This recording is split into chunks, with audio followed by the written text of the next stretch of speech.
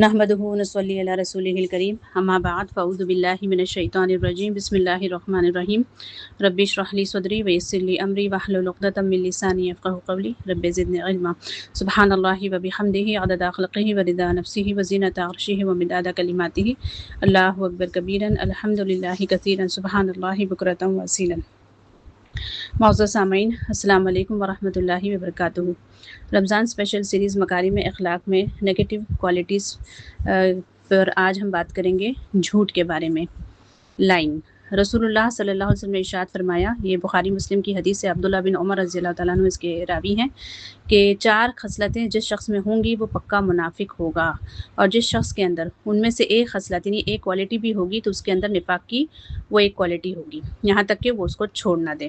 وہ 4 کوالٹیز کون سی ہیں خصلتیں؟ جب اس کے پاس کوئی امانت رکھی جائے تو وہ خیانت کرے، بات کی صورت میں بھی ہو سکتی ہے، مال کی صورت میں بھی یا کسی اور صورت میں بھی، اور جب بات کرے تو جھوٹ بولے، ہے نا، بلا وجہ بھی جھوٹ بولے اور جان بوجھ کر بھی جھوٹ بولے، اور لوگوں کو دھوکہ دینے کے لیے اور پریشان کرنے کے لیے اور اپنے فائدے کے لیے، اور جب وعدہ کرے تو اسے پورا نہ کرے، ہے نا، بس جو ہے آپ کو ہوکڈ کر کے رکھے، ہاں ابھی کر دیں گے، ہاں ابھی کر دوں گا، بڑے بڑے خواب دکھانا، محلات دکھانا، لیکن بالکل بھی ان کا کوئی ارادہ نہیں ہوتا ہے اس کام کو کرنے کا۔ اور جب کسی سے اس کا جھگڑا ہو جائے تو گالی گلوچ پر اتر آئے، ہے نا، انسان کی ایسا اوقات ہے نا، کہتے ہیں نا غصے میں پتہ چلتی ہے، غصے کے بارے میں کل ہی ہم نے دیکھا۔ تو جو شخص ہے نا اندر سے مومن ہوتا ہے نا، تو وہ غصے کے وقت میں بھی اپنی زبان پر قابو رکھتا ہے اور گالی گلوچ کرنے سے پرہیز کرتا ہے۔ تو یہ 4 جو ہے وہ منافقوں کی خصلتیں ہیں، اور اس میں سے ایک سب سے بڑی خصلت کیا ہے؟ جھوٹ ہے۔ اگر اللہ نہ کرے، دیکھیے جھوٹ بہت کامن ہے اور اس کو ہم لوگ بہت لائٹلی لیتے ہیں، عام طور پر بہت آسانی سے اس کو بول دیا جاتا ہے اور ہم اسے مطلب برا بھی نہیں سمجھتے، لیکن ایسا نہیں ہے، جھوٹ کبیرہ گناہ میں شامل ہے۔ اور کیوں کبیرہ گناہ میں شامل ہے؟ اللہ تعالیٰ نے جھوٹ کو اتنا کیوں سخت اور کبیرہ گناہ میں شامل کر دیا، جس کو ہم لوگ ہلکا سمجھتے ہیں اور یہ سمجھتے ہیں کہ اس سے کیا مطلب، ہم تو کسی کو کیا بہت بڑا نقصان ہو رہا ہے نا۔ جیسے کہ فار ایگزامپل کوئی دروازے پہ ڈور بیل بجی، ہمارا فون آیا، اب ہمیں نہیں اگلے سے ملنا ہے یا بات کرنی ہے، تو ہم بچوں سے بہت آسانی سے کہہ دیتے ہیں کہ کہہ دو کہ امی گھر پہ نہیں ہے، ابو گھر پہ نہیں ہے نا، کیا ہوا، ہم نے تو بھی۔ لیکن آپ یقین مانیں کہ جھوٹ یعنی جتنی بھی کوالٹیز ہمارے اندر پائی جاتی ہیں، جو ہماری روحانیت سے کنیکٹڈ ہے، جو ہمارے نفس میں ہے، اس کا ہمارے فزیکل باڈی پر بھی بہت زیادہ گہرے اثرات ہوتے ہیں میری بہنیں۔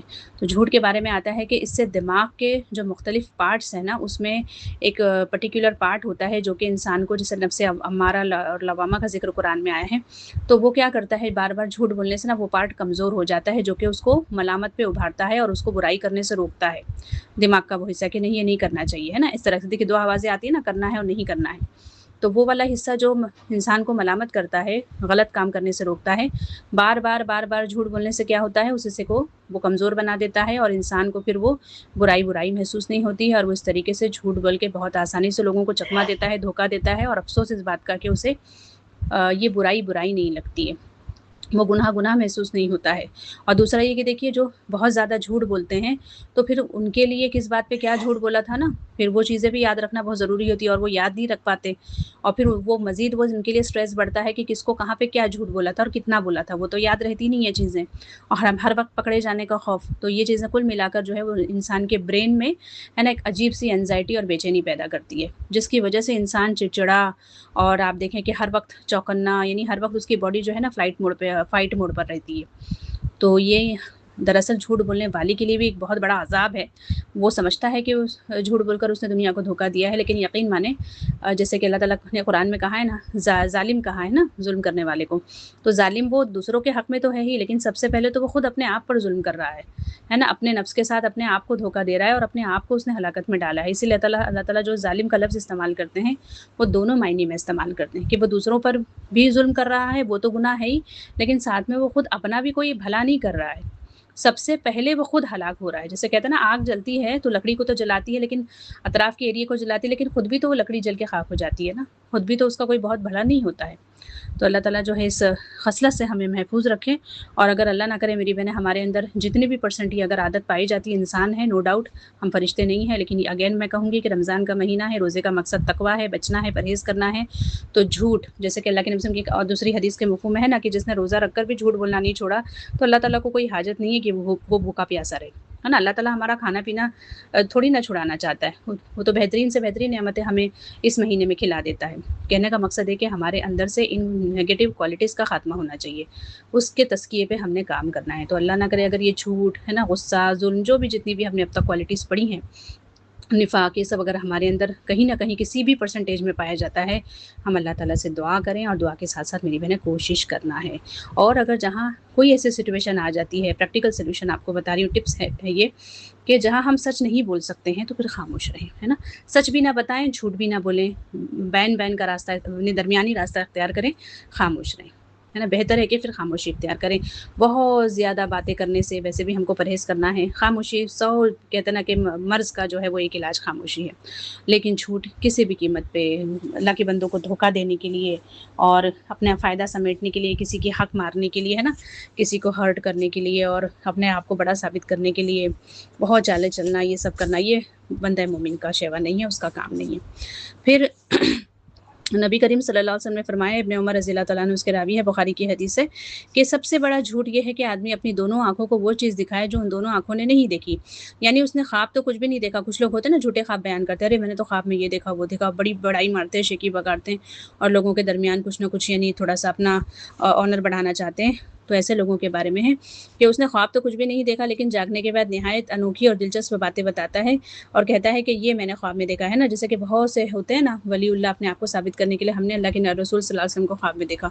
बहुत से ऐसे झूठे और कज़्ज़ाब पाए जाते हैं। ये तो एक बहुत बड़ा झूठ है, लेकिन उसके अलावा भी ऐसे बहुत से लोग हैं जो अजीब-अजीब किस्म के ख्वाब सुना के जो है लोगों को मसूर करने की कोशिश करते हैं। ऐसा करना गोया अपनी आँखों से झूठ बुलवाना है। फिर अस्मा बिन्त अमीस रज़ियल्लाहु तआला अन्हा कहती हैं कि हम हुज़ूर सल्लल्लाहु अलैहि वसल्लम की एक दुल्हन को लेकर आप सल्लम के घर पहुँचे। जब आप सल्लम के घर पहुँचे तो आपने एक दूध का बड़ा प्याला निकाला और फिर वो भर कर लेकर आए। फिर आप सल्लल्लाहु अलैहि वसल्लम ने बक़द्र ख़्वाहिश यानी उसमें से पिया और उसके बाद अपनी दुल्हन को पेश किया। तो उन्होंने कहा कि नहीं, मुझे नहीं चाहिए। जैसे हम लोग तकल्लुफ़ से कहते हैं ना कि नहीं, नहीं, नहीं चाहिए, मतलब नहीं, ठीक है, थैंक यू। तो आप सब ने फरमाया कि तुम भूख और झूठ को जमा ना करो। यानी आप सब ने महसूस किया कि उन्हें भूख तो लगी है, लेकिन वो तकल्लुफ़ कर रही हैं, है ना। तो इससे इस वक़्त भी आप सब ने क्या फरमाया, झूठ से और झूठे तकल्लुफ़ करने से मना फरमाया।